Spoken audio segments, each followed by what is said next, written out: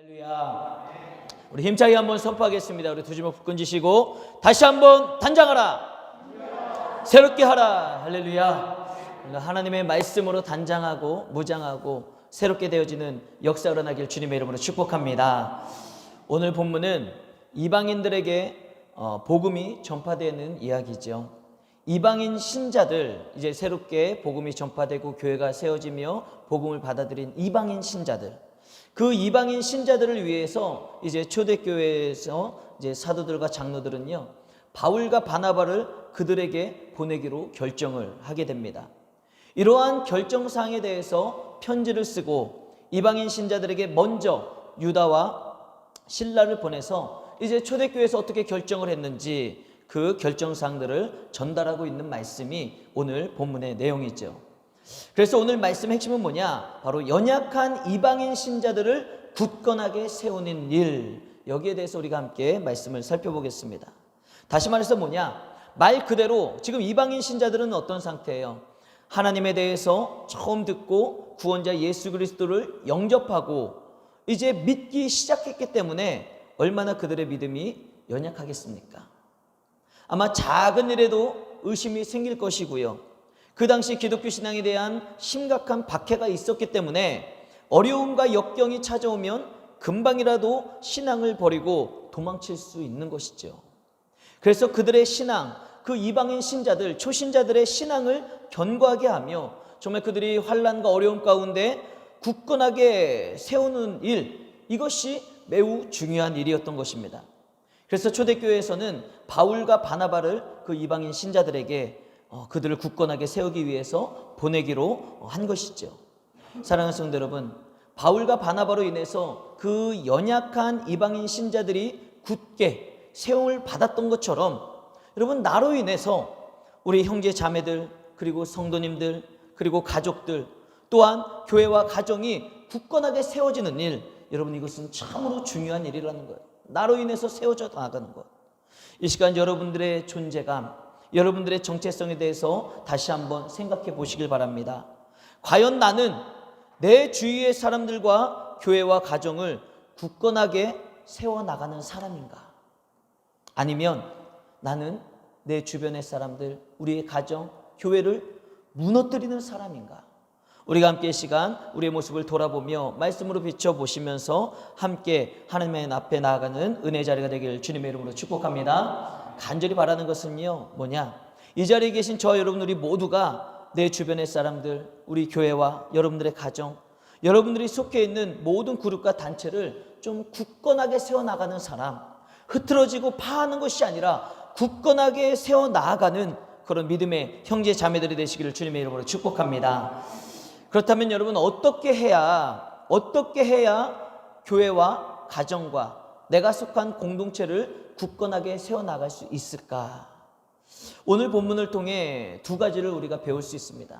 내가 어떻게 하면 교회를 세우고 가정을 세우고 공동체를 세우고 내 주변에 있는 사람들을 굳건하게 세워나갈 수 있을까? 오늘 본문이 두 가지를 얘기해주고 있다는 거예요. 그 첫 번째가 뭐냐? 우리 본문 30절에서 32절 말씀을 다 같이 함께 읽겠습니다. 그들이 작별하고 안디옥에 내려가 무리를 모은 후에 편지를 전하니 읽고 그 위로한 말을 기뻐하더라. 유다와 실라도 선지자라. 여러 말로 형제를 권면하여 굳게 하고. 아멘. 오늘 본문에 보면 이방인 신자들은 초대교회가 보낸 그 편지, 초대교회에서 이제 사도들과 장로들이 편지를 보냈잖아요. 그 보낸 편지의 내용을 통해서 위로함을 받고 기쁨을 누리게 되죠. 그리고 그 편지를 전하는 유다와 실라가 여러 가지 말로, 여러 가지 이야기로 그들에게 권면했을 때 그들은 굳게 세움을 받았다라는 거예요. 사랑하는 성도 여러분, 이 말씀의 핵심이 무엇입니까? 그들을 위로했다라는 거예요. 그 편지가 위로의 말이 있었고 그 위로의 말이 그 이방인 신자들에게 기쁨이 됐고 그 위로의 말이 그들을 굳게 세워나갔다라는 거예요. 그러므로 서로의 위로가 우리를 굳게 세운다라는 사실을 여러분 잊지 마시길 바랍니다. 여러분, 우리는 서로를 향해서 위로와 격려와 평안의 말을 함으로써 서로를 세워주고 서로를 굳게 해야 되는 거예요. 특히 요즘 코로나 시기를 맞이해서 2년 동안 이 지치는 시간을 경험하면서 얼마나 많은 사람들이 힘들고 어렵고 괴로움을 당하고 있습니까? 그 힘들고 어려움을 당하는 사람들에게 우리가 서로 위로하고 격려해주는 일이 굉장히 중요하다는 거예요. 여러분 주변의 가정들을 보시고 여러분 주변에 있는 사람들을 보십시오. 많은 가정들에 얼마나 문제가 있는지 몰라요. 어떤 사람은 건강의 문제, 또 어떤 사람들은 경제적인 문제, 그리고 부부간의 갈등의 문제로 인해서 어려움을 겪는 사람들도 많이 있고요.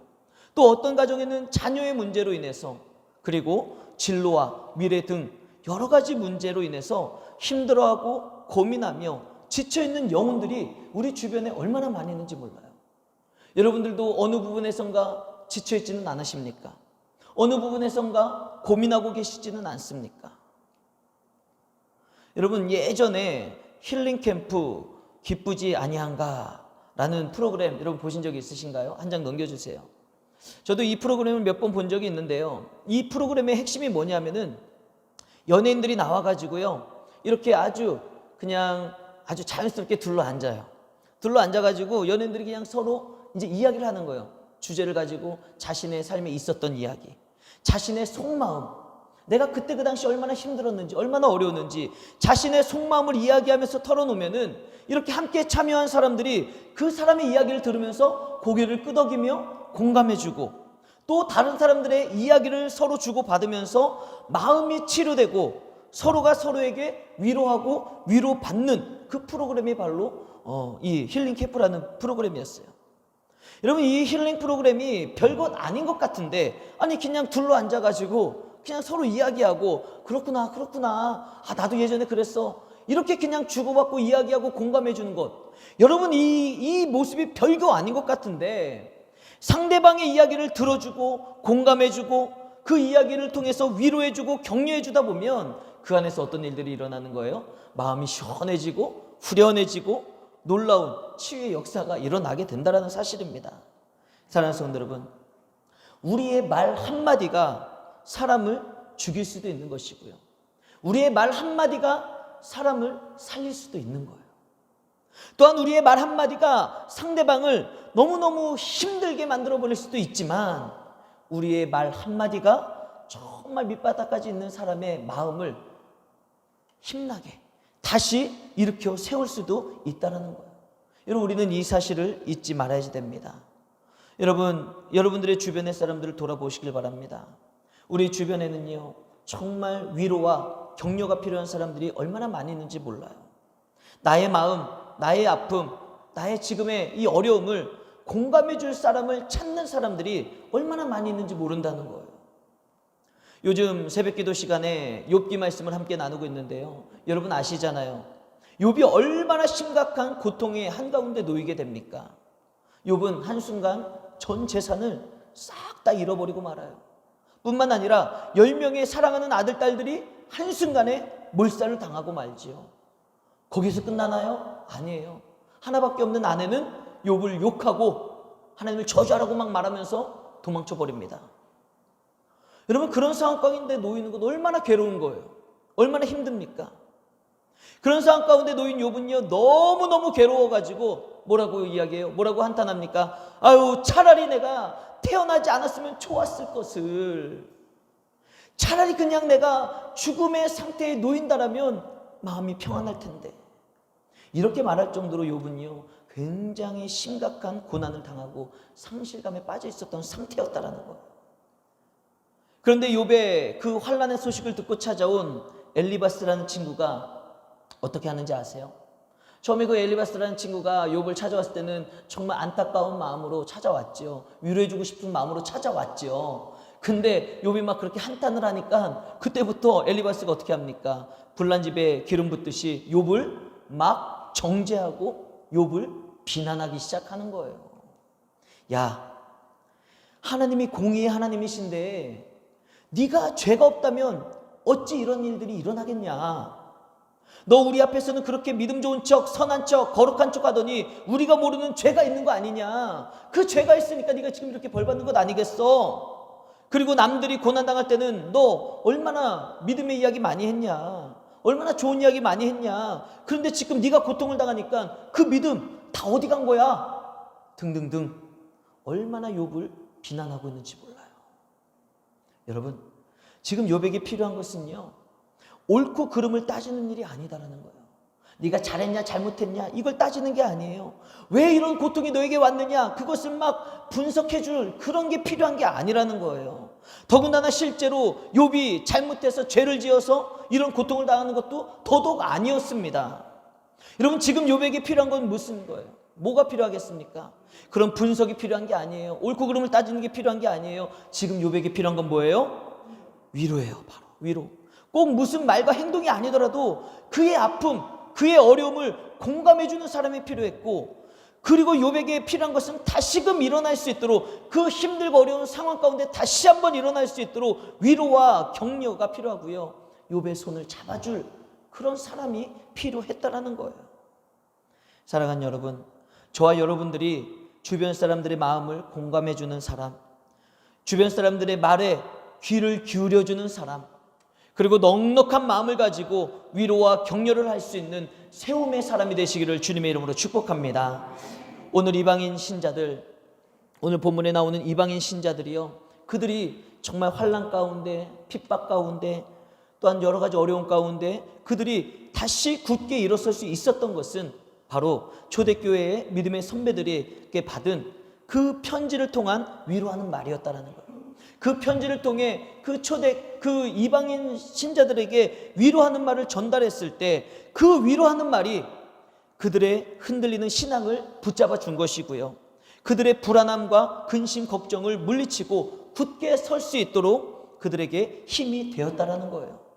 그러므로 여러분, 우리도 서로를 위로하고 격려하며 칭찬과 평안의 말을 함으로 말미암아 여러분, 우리 교회와 여러분들의 가정을 굳게 세워나가는 세움의 사람이 되시기를 주님의 이름으로 축복합니다.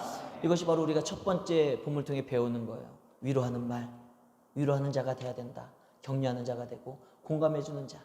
그 초대교회 믿음의 선배들이 편지를 통해 이방인 신자들, 연약한 자들을 위로하고 격려함으로 그들을 굳게 세웠던 것처럼 우리도 위로하는 자가 돼야 된다는 것, 이게 우리가 첫 번째 배워야 될 것이고요. 두 번째, 우리 본문 35절 말씀을 다 같이 읽겠습니다. 시작. 바울과 바나바는 안디옥에서 유하며 수다한 다른 사람들과 함께 주의 말씀을 가르치며 전파하니라. 아멘. 사랑하는 성도 여러분, 우리를 굳건하게 세우는 것은 여러분 바로 하나님의 말씀입니다. 아멘. 하나님의 말씀이 우리를 굳건하게 세우는 거예요. 하나님은 많은 일들을 사람을 통해서 일하십니다. 사람을 통해서 일하시기 때문에 우리가 서로에게 위로하고 격려하며 세워주고 우리가 공감해줌으로 말미암아 힘이 되어줘야 되지만, 하나님의 말씀, 성경이 말하고 있는 핵심은 뭐냐? 그저 인간적인 격려와 위로와 공감이 다가 아니다라는 거예요. 여러분, 인간적인 공감, 위로해주고 격려해주는 거는요, 우리 믿음의 사람들뿐만 아니라 세상 사람들도 얼마든지 할 수 있고요, 다들 그렇게 하면서 살아가고 있어요. 아까 힐링캠프 예를 들었잖아요. 여러분, 그 힐링캠프라는 프로그램 보면은요, 종교적 색채가 전혀 없는 거예요. 그냥 사람들, 연인들이 나와서 어떻게 해요? 서로 그냥 그래 아 그랬구나 그냥 공감해 주는 거. 오히려 세상 사람들이 어쩌면은 술 한잔 기울이면서 서로를 더 잘 이해해주고 더 공감해주고 더 잘할지도 몰라요. 그러나 우리에게는요, 여러분, 세상의 위로, 세상의 격려와는 완전히 차원이 다른 확실한 힘이 우리 그리스도인들에게는 있다라는 거예요. 오늘 본문을 보십시오. 바울과 바나바는 교회를 세우고 그 교회가 굳건해질 수 있도록 뭐라고 했습니까? 끊임없이 하나님의 말씀을 전파하며 하나님의 말씀을 가르치고 있다라는 거예요. 할렐루야. 여러분, 이게 바로 우리의 힘과 능력이 되는 거예요. 사랑하는 여러분, 오직 하나님의 말씀만이 우리를 굳건하게 세운다는 사실을 믿으시길 바랍니다. 세상 사람들은요, 그저 그냥 모여가지고 술 한잔 기울이면서 그래 힘들었어, 어려웠어, 그 사람 나쁜 사람이네, 그래 괜찮아, 아유 잘했어, 아유 괜찮아, 이렇게 그냥 공감해 줄 수 있어요. 앞뒤 자르고 그냥 위로해 줄 수 있어요. 그게 정말 잘한 것인지 잘못된 것인지 진리인지 아닌지 상관없어요. 그냥 자신들끼리, 자신들의 친구이기 때문에, 자신들의 그룹이기 때문에 그냥 괜찮아, 아유 그랬구나, 얼마든지 그냥 공감해주고 위로해줄 수 있다는 거예요. 그러면 그 순간은 좀 힘이 되겠죠. 위로가 되겠죠. 내 편이 있는 것 같아 좋겠죠. 그런데 여러분, 세상에 그런 앞뒤 없이 그냥 무의미한 공감, 위로, 격려는요, 그 순간에는 힘이 될지 모르지만, 그 순간은 괜찮을지 모르지만, 여러분 삶의 현장으로 돌아오면은 자신이 경험하고 있는 고통, 괴로움, 외로움, 그리고 절망, 아픔, 그건 사라지지 않아요. 끝까지 힘이 되지 않는다는 거예요. 그냥 그 순간일 뿐이죠. 그러나 우리 그리스도인들의 위로, 우리 믿는 자들의 위로와 믿는 자들의 격려와 믿는 자들의 믿음 안에서의 공감하는 것은요, 여러분 차원이 다르다는 것을 잊어서는 안 돼요. 오늘 본문 32절에 보면 어떤 이야기가 있냐, 유다와 실라가 이제 초대교회의 결정사항 그 편지를 가지고 이방인 교회, 이방인 신자들, 초신자들에게 나아가서 편지를 전달하고 그들이 이야기를 여러 가지 말을 전함으로 말미암아 그 이방인 교회 신자들이 굳세게 세움을 받았다라고 이야기를 하는데, 여러분 여기서 중요한 게 뭔지 아십니까? 유다와 실라가요 바로 하나님의 말씀을 전하는 선지자였다라는 거예요. 하나님의 말씀을 전하는, 오늘날로 말하면 목회자였다라는 거예요.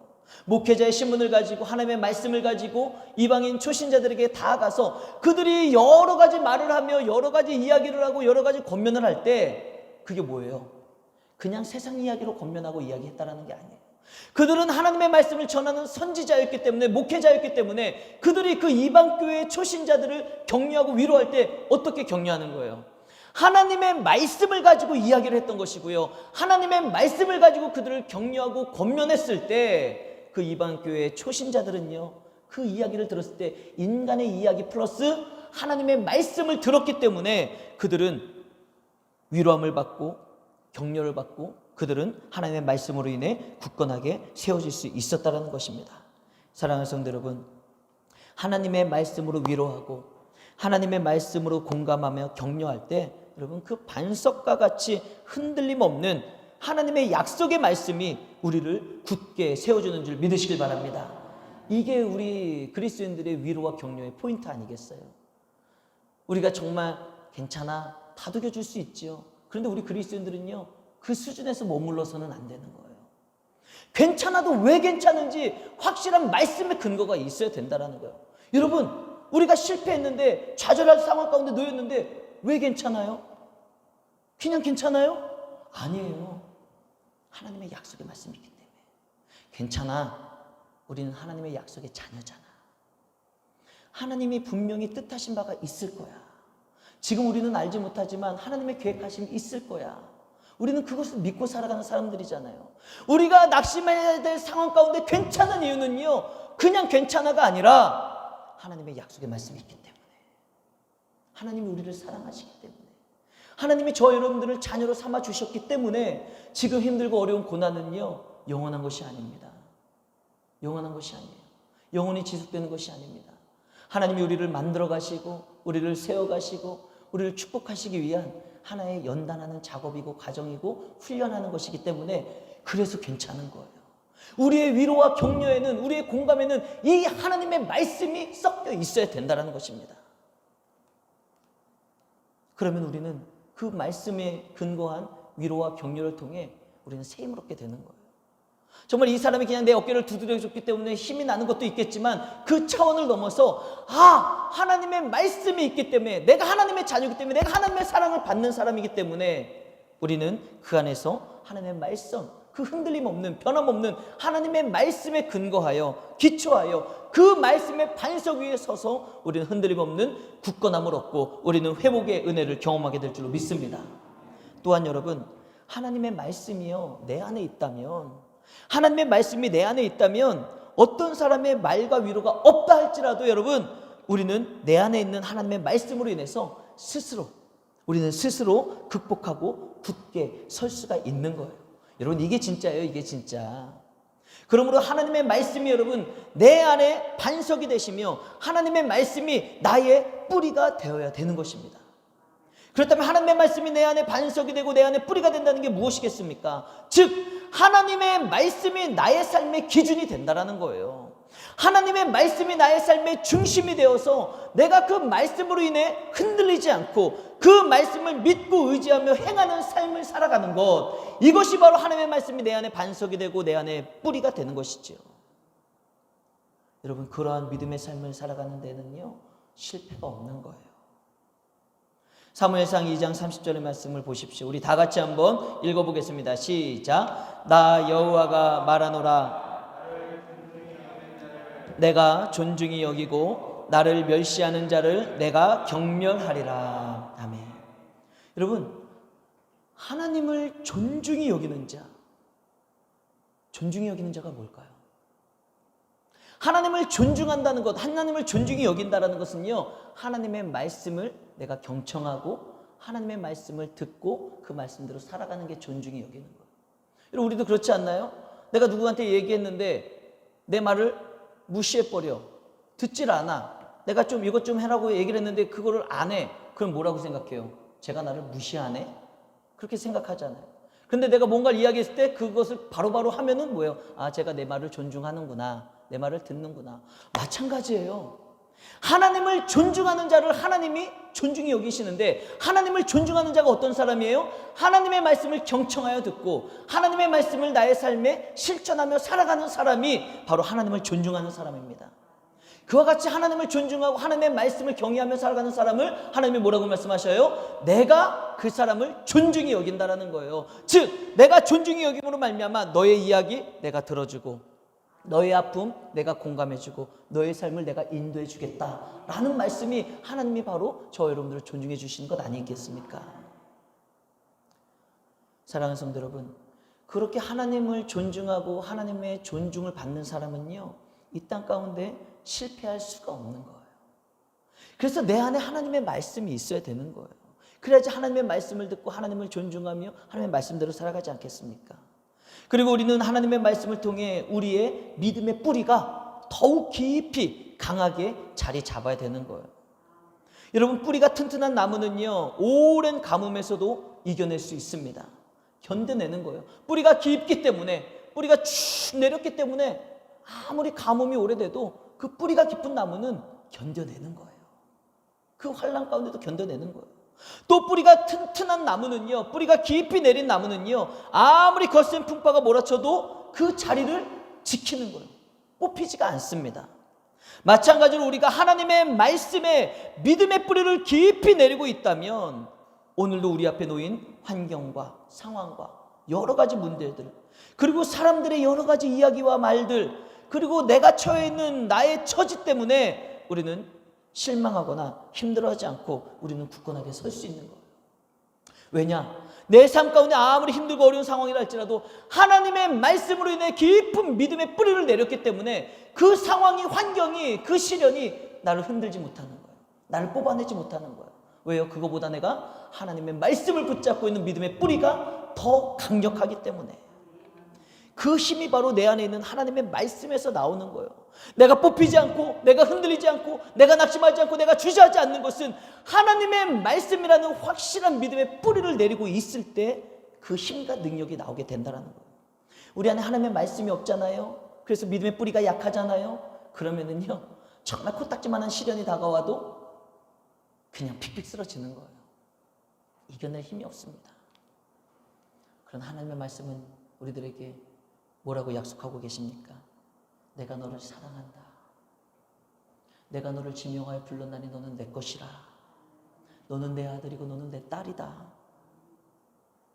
그 아들과 딸이 되어지는 저와 여러분들에게, 하나님의 자녀가 되는 저와 여러분들에게 하나님은 이 성경 말씀을 통해 여러 곳곳에서 밤에 달도 낮에 해도 너를 상하게 하지 않도록 내가 지켜주고 너에게 그늘이 되어주고 내가 너와 함께 할 것이다. 얼마나 수많은 약속의 말씀을 주셨는지 몰라요. 그 말씀이 믿어지고 그 말씀에 반석에 서고 그 말씀으로 인해 믿음의 뿌리가 깊이 내려가 있는 사람은요, 흔들리지 아니하고 실패하지 아니하고 결국은 하나님의 은혜로 승리하는 복된 인생이 될 줄로 믿습니다. 그래서 바울과 바나바는, 여러분 오늘 본문에 나오는 바울과 바나바는요, 그 무엇보다도 하나님의 말씀, 그 하나님의 말씀을 이방인 신자들에게 가르치고 전파하는 일에 총력을 기울이며 온 힘을 쏟았던 이유가 바로 여기 있는 거예요. 그 어떤 것보다는 하나님의 말씀을 알아야지, 하나님의 말씀을 들어야지, 하나님의 말씀이 있는 사람은 힘이 있거든요. 여러분들도 하나님의 말씀으로 단장하고 무장하시길 주님의 이름으로 축복합니다. 사랑하는 여러분, 하나님의 말씀으로 우리는 굳건하게 세워져야 되는 거예요. 그래서 하나님의 말씀을 전하는 일, 하나님의 말씀을 가르치는 일, 그리고 하나님의 말씀을 우리가 듣고 묵상하는 일이 얼마나 중요한지 몰라요. 그러니까 예배 시간에 여러분 조심하면 안 돼요. 하나님의 말씀을 들으셔야 돼요. 하나님의 말씀을 들으셔야지 그 말씀이 내 안에 자리 잡고 믿음의 뿌리를 내리고 나를 이겨내고 나를 승리케 하는 그 근거가 되는 거예요.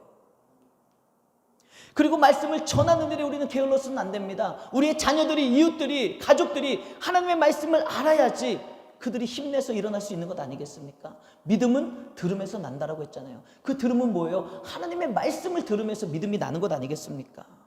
여러분, 결단하십시오. 오늘 이 시간 말씀을 듣고 여러분 결단하시길 바랍니다. 구체적으로 어떻게 하나님의 말씀이 내 안에 머무르게 할 것인지 결단하시라는 거예요.